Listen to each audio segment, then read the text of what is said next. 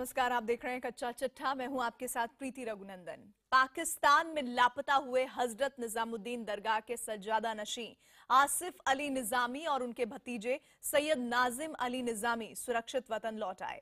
उनके लापता होने पर हिंदुस्तान से लेकर पाकिस्तान तक में हलचल मच गई थी। कच्चा चिट्ठा में आज हम आपको दिखाएंगे पाकिस्तान में उनके साथ क्या हुआ और क्यों हुआ।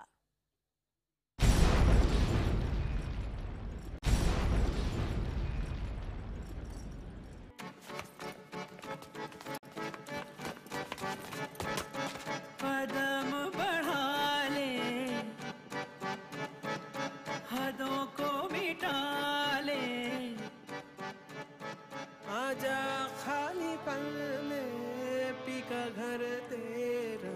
धरती के इस टुकड़े के वजूद को सरहद की लकीरों ने बांट दिया।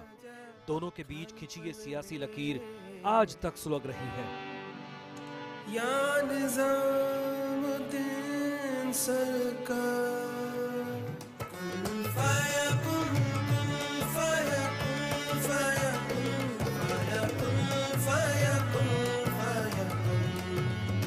नफरत की तपिश ने तो अब उसके इस दर को भी नहीं छोड़ा, जहां अमन सबसे बड़ी उम्मीद है और रहम सबसे बड़ा मजहब। सूफी संत हजरत निजामुद्दीन औलिया की दरगाह है ये। जब कहीं पे कुछ नहीं भी नहीं था, वही था, वही था, वही था, वही था। पाकिस्तान की नफरत भरी निगाहों ने इसे भी नहीं बख्शा।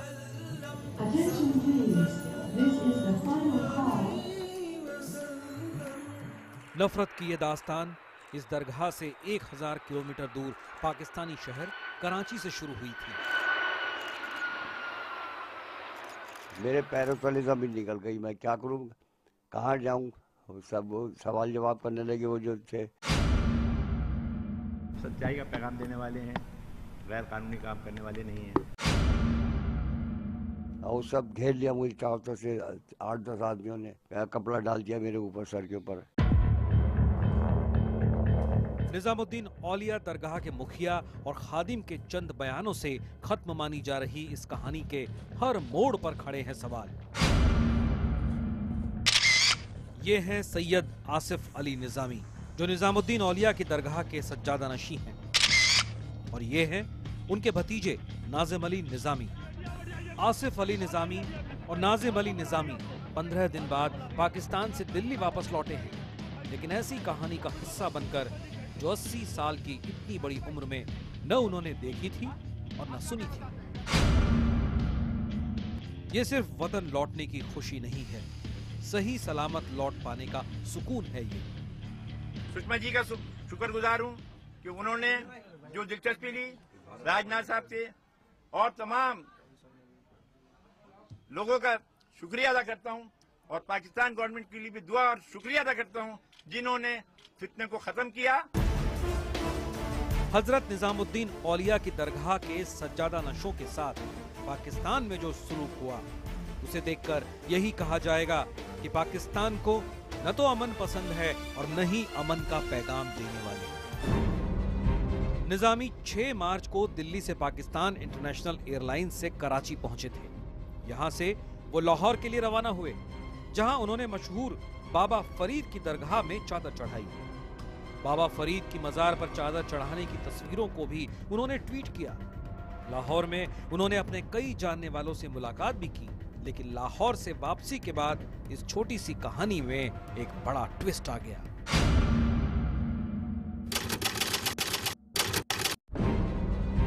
पंद्रह मार्च को निजामी लाहौर से कराची जाने के लिए एयरपोर्ट पहुंचे। एयरपोर्ट पर ही सैयद नाजिम अली निजामी को रोक लिया गया, जबकि उनके 80 साल के चाचा आसिफ निजामी को कराची रवाना कर दिया गया। लेकिन कराची पहुंचने पर आसिफ भी हिरासत में ले लिए गए।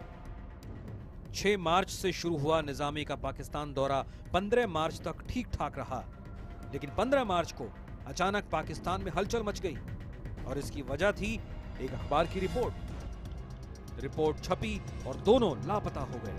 न फोन, न पता और न कोई खबर। आज बताएंगे कि वो लापता नहीं थे, बल्कि उन्हें लग गई थी दुश्मन पाकिस्तान की नजर।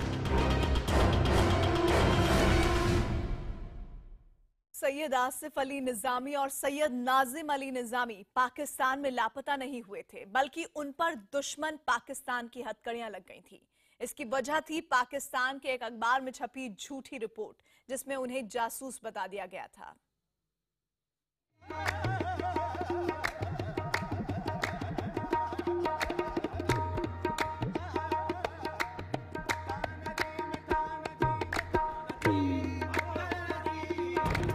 दुनिया को अमन का पैगाम देने वाली हजरत निजामुद्दीन औलिया की दरगाह के सज्जादा नशी के साथ पाकिस्तान ऐसा सलूक करता है जिसे वो उम्र भर नहीं भूल पाएंगे।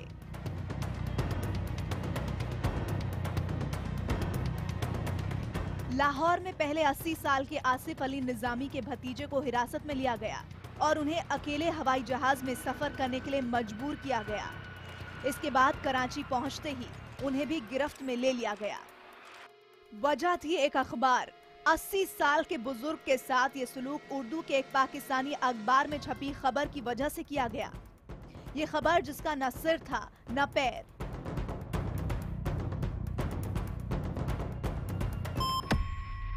अखबार ने 80 साल के बुजुर्ग के बारे में लिखा,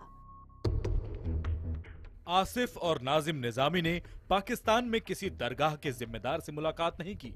कराची में निजामी खानदान के बुजुर्ग सैफुल इस्लाम से भी नहीं मिले। ज्यादा वक्त MQM के इलाके में गुजारा।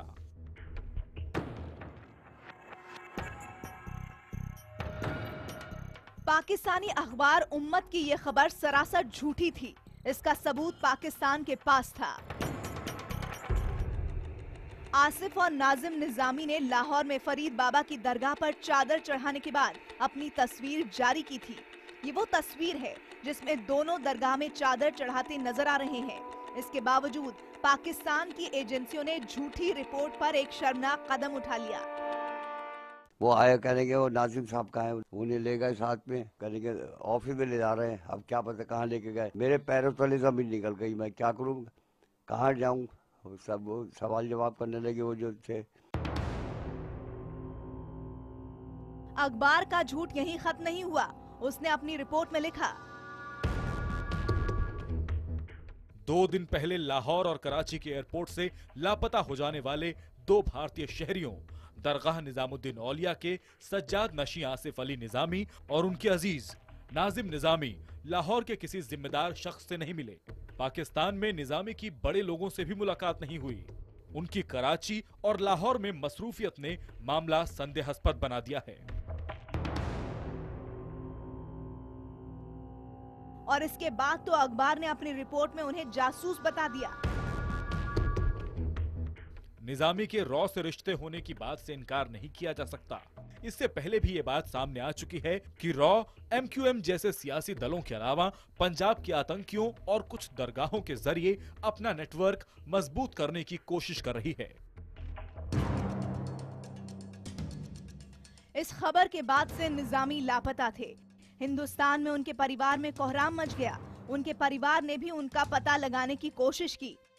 उन्हें मिली जानकारी के मुताबिक पाकिस्तान में न सिर्फ उन्हें जासूस बताया गया, बल्कि ये भी कहा गया कि उनके रिश्ते पाकिस्तान के उस सियासी दल से हैं जो बुनियादी तौर पर उन भारतीयों से नाता रखती है जो बंटवारे के बाद पाकिस्तान में बस गए थे। यही छपा था उसके अंदर कि ये जो है MQM से ताल्लुक रखते थे और इंडियन के आदमी थे इंटेलिजेंस के। उसी वजह से पूछताछ के लिए रोका गया। पाकिस्तान के सियासी दल MQM से रिश्तों की बात सामने आने पर MQM के नेता अल्ताफ हुसैन ने एक ऑडियो जारी कर पूरे मामले पर पाकिस्तान की एजेंसियों पर ही सवाल उठाए। उन्होंने निजामी के दरगाह न जाने के अखबार के झूठ की भी पोल खोली।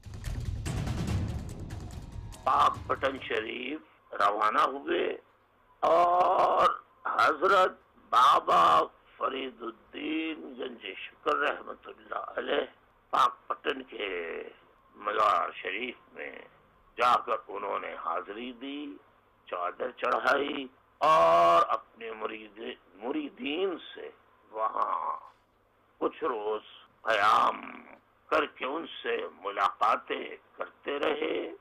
वहाँ हाजिरी देने, चादर चढ़ाकर मुरीदीन से मिलकर कुछ रोज बाद वो लाहौर रवाना हुए। अपना नाम आने के बाद अल्ताफ ने नाजिम निजामी के भाई मजहर अली निजामी से भी बात की, जिन्होंने बताया कि आसिफ अली निजामी जब लाहौर से अकेले ही कराची के लिए रवाना किए गए तो उनके पाकिस्तान में रहने वाले रिश्तेदार हमाद निजामी उन्हें लेने एयरपोर्ट गए, जहां एजेंसियों ने उन्हें भी हिरासत में ले लिया था। वाकई की इत्तला तो आप बताइए कि जो इत्तला मुसद्दका आपके पास है वो मैं सुनना चाहता हूँ। हमारे निजामी फैमिली में से जो PIA में भी एयरपोर्ट पे काम करते हैं वो भी अंदर गए उन्हें रिसीव करने के लिए। तो अंदर जाने के बाद जो है उनको भी और चचा को भी फ्लाइट से जब उतरे हैं उसके बाद बाहर नहीं आए वो, और अंदर से ही उन्हें भी गायब कर दिया गया। और सब घेर लिया मुझे चारों तरफ से 8-10 आदमियों ने। तो वो फिर आए, अब वहाँ एयरपोर्ट पे हमारे भांजे और भी सब अजीज वगैरह आए हुए थे, तेलुगु कर दिया था। तो हमें दूसरे रास्ते से ले गए निकाल के, और फिर ऐसी जगह थी कपड़ा डाल दिया मेरे ऊपर, सर के ऊपर। पाकिस्तान की एजेंसियों ने आसिफ और नाजिम निजामी को बेहद गुपचुप तरीके से हिरासत में लिया, लेकिन जल्द ही उनके लापता होने की खबर से हिंदुस्तान से लेकर पाकिस्तान तक में हलचल मच गई।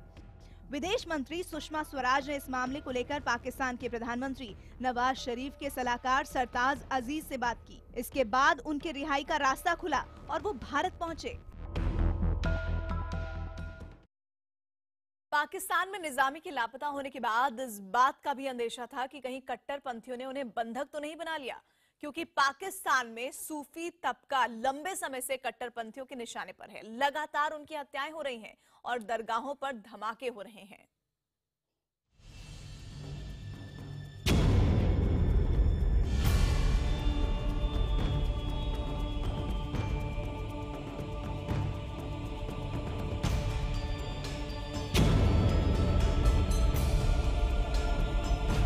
पाकिस्तान में आसिफ अली निजामी और नाजिम अली निजामी के लापता होने के बाद एक और खतरे की आहट सुनाई दी। खतरा इस बात का था कि कहीं वो पाकिस्तान के कट्टरपंथियों के हाथ तो नहीं पड़ गए, क्योंकि पाकिस्तान में सूफी तबके के खिलाफ खौफनाक साजिशें कोई नई बात नहीं है। पिछले महीने पाकिस्तान के सिंध प्रांत में लाल शाहबाज कलंदर की दरगाह पर एक बड़ा धमाका हुआ था। इसमें 72 लोगों की मौत हुई थी। ये धमाका उस वक्त हुआ जब दरगाह पर कव्वाली हो रही थी। इससे पहले अक्टूबर 2010 में कराची में एक दरगाह में धमाका हुआ था।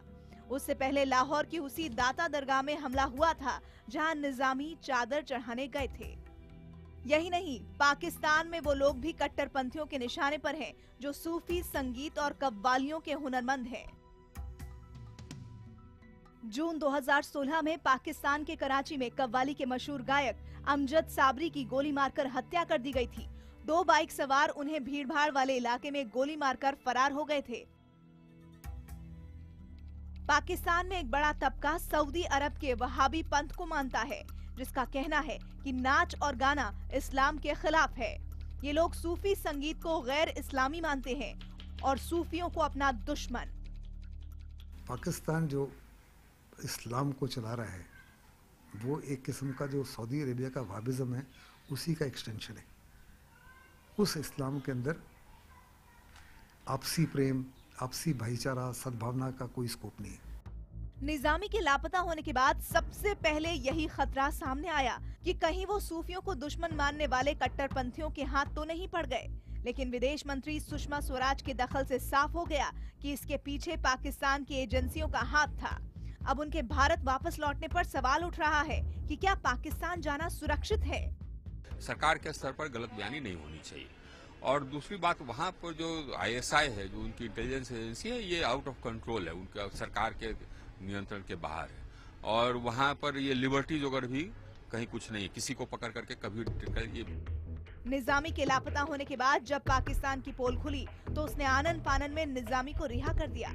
अपने झूठ को छिपाने के लिए पाकिस्तान मीडिया के जरिए ये बयान आया कि निजामी सिंध प्रांत के अंदरूनी इलाकों में चले गए थे। वो किसी ऐसी जगह पर पहुंच गए थे जहां मोबाइल नेटवर्क काम नहीं कर रहा था, इसीलिए उनका पता नहीं चल रहा था। पाकिस्तान के इस झूठ की पोल भारत लौटे निजामी ने खोली। उन्होंने बताया कि वो सिंध प्रांत गए ही नहीं थे। हमारे बारे में कह दिया गया कि अंदरून सिंध ही गए थे जहाँ मोबाइल वगैरह नहीं चलता था। हम सच्चाई का पैगाम देने वाले हैं, गैर कानूनी काम करने वाले नहीं हैं। तो जब हमारे पास अंदरून सिंध का वीज़ा ही नहीं है तो हम वहाँ क्यों जाते हैं? नाजिम के साथ पाकिस्तान में हुए सुलूक से साबित हो गया है कि पाकिस्तान का निजाम सिर्फ आईएसआई के हाथ में है। वो एक ऐसा मुल्क बन चुका है जहां कोई सुरक्षित नहीं है। और इसी के साथ ही कच्चा चिट्ठा में आज बस इतना ही।